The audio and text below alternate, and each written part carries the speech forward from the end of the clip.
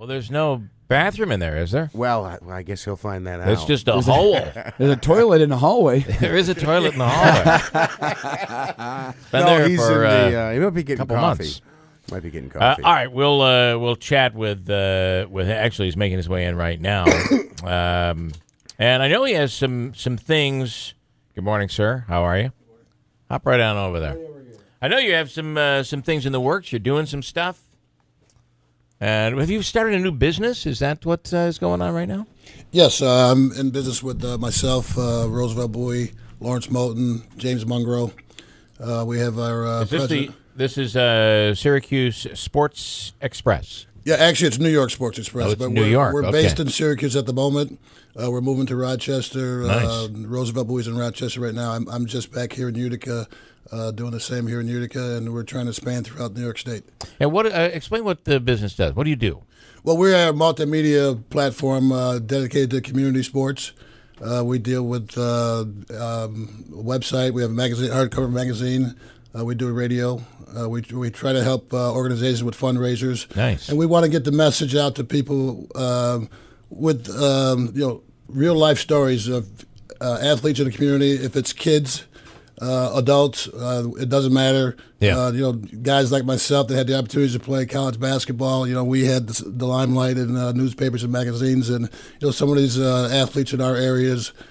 Yeah, they don't do get the same exposure. thing. They don't yeah. get the exposure at all. So Yeah. that's where we come in at trying to give them that exposure. Did you see what the Observer Dispatch is doing with this this big dinner and awards dinner they're going to have? I mean, it's going to be enormous, and it's spotlighting all the great athletes in the area, and I think it's about time something like that is done here. Yeah, it's very good. I mean, we need to know what's going on in our communities Yeah, with athletes that, we don't get the recognition on a national level. Yeah. And some of us, if we don't play high school varsity sports, we don't get the recognition at all in this area. So, we're trying to, get that message out to people, through our, magazine, website, and our radio shows. And with your connections, it's probably good maybe for some of these undiscovered talents in the state to maybe have the opportunity to go and play at a big college and then go up to the next level. Yeah, because we're involved in some programs out in Syracuse that they've been in existence for a long time, and some of these kids are trying to get into college on a scholarship or whatever. There's a big volleyball program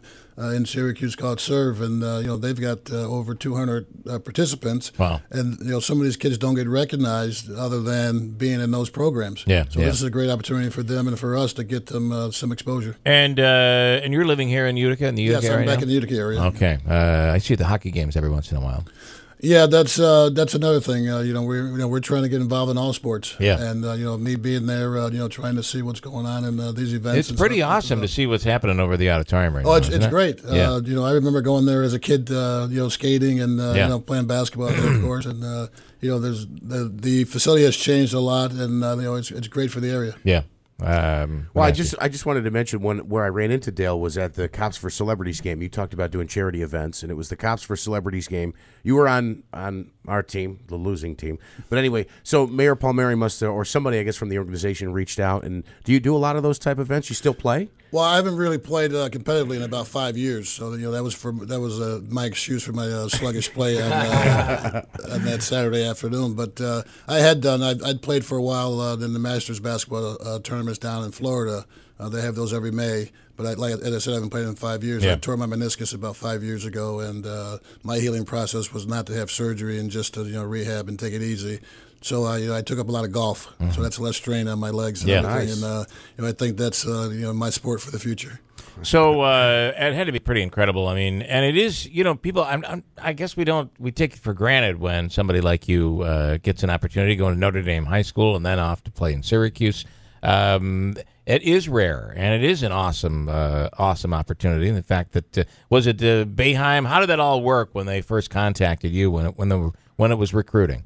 Well, it was actually my freshman year in high school. Roy Danforth was a coach at Syracuse at the time, and he came to a lot of our practices, a lot of our games, and I'm naive about things like that at that age and everything. I'm all just concerned about playing basketball, having fun, doing my newspaper route, working my summer jobs and things, because I never went to any camps or anything like that. Right.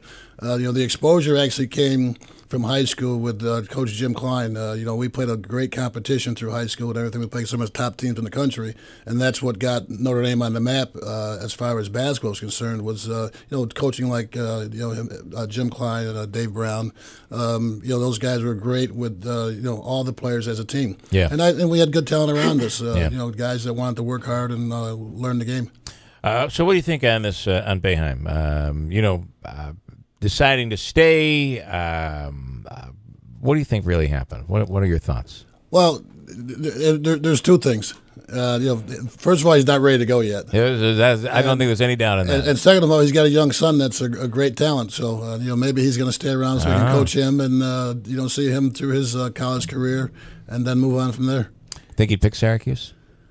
Well, it's a free ride. Yeah, it's a free ride. One way or the other. It's a free ride. So. Yeah.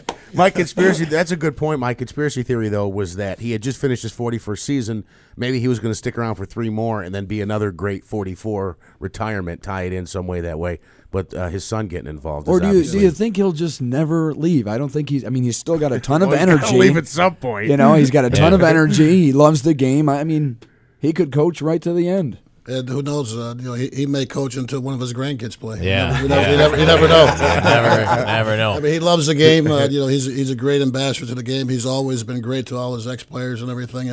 I still work his camp every summer. Mm-hmm. He comes around. He acknowledges all of us. He gets us into all the games. At the Dome and everything. And I think that I don't think any player can ever say anything bad about him unless you didn't play. Right, and, right. Myself, I had the greatest opportunity in the world. I played all 5 positions at Syracuse, and he made me more aware of the game and gave me the ability to further my career in Europe. Yeah. I got to tell you, speaking of playing time, Leiden, did he sit at all this year? I think he played every moment of basketball play this year. Tyler Leiden in town tonight, by the way, as he's going pro. Mm-hmm.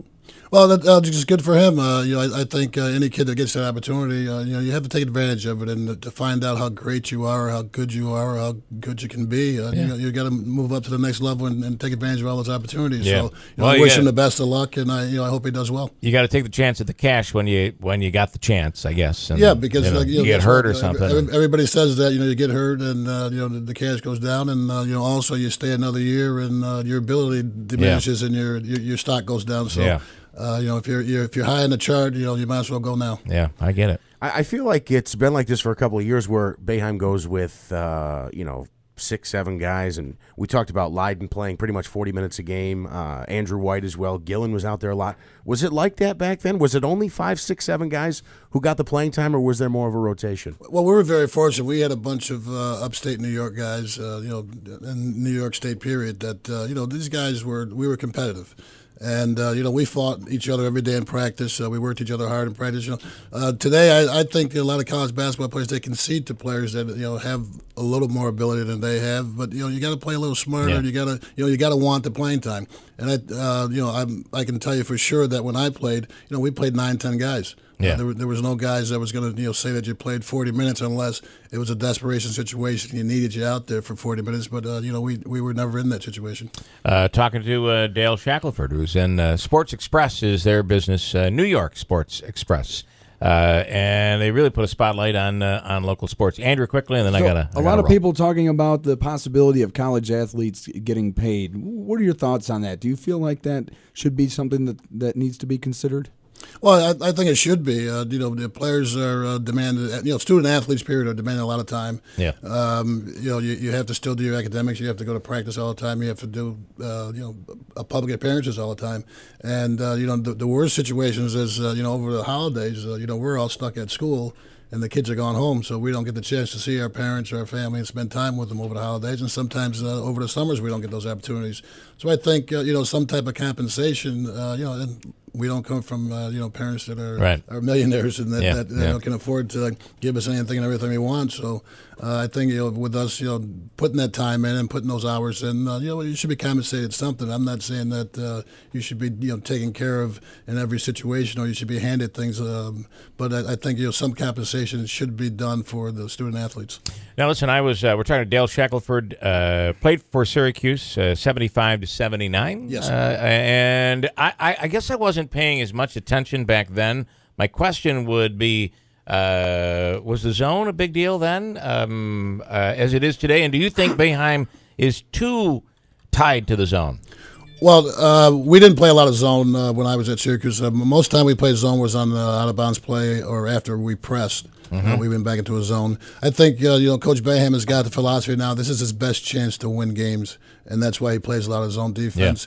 Yeah. And he recruits players with length. And I think that was what hurt them this year. That with Gillum up front and the inexperience of White, it's what hurt them in their zone this year because he didn't have the length and he didn't have the experience. And you need guys in that system for 3 or 4 years in order for them to understand exactly how to play and how to play those rotations. I'm a firm believer if you played basketball, you got to understand every part of the game. Yeah. But I was fortunate enough to have great coaches that taught me that, and everybody doesn't have that opportunity. Well, listen, speaking of opportunity, the fact that you're involved with New York Sports Express and really trying to bring a spotlight onto kids and young athletes, that's a big deal. So we thank you for what you're doing. I appreciate it, and hopefully we can get things up and going here in Utica, and we'll keep expanding throughout the state, and we'll be the Sports Illustrated of the community. All right, love it. Dale Shackleford, thanks so much for coming in and taking the time. Thank you.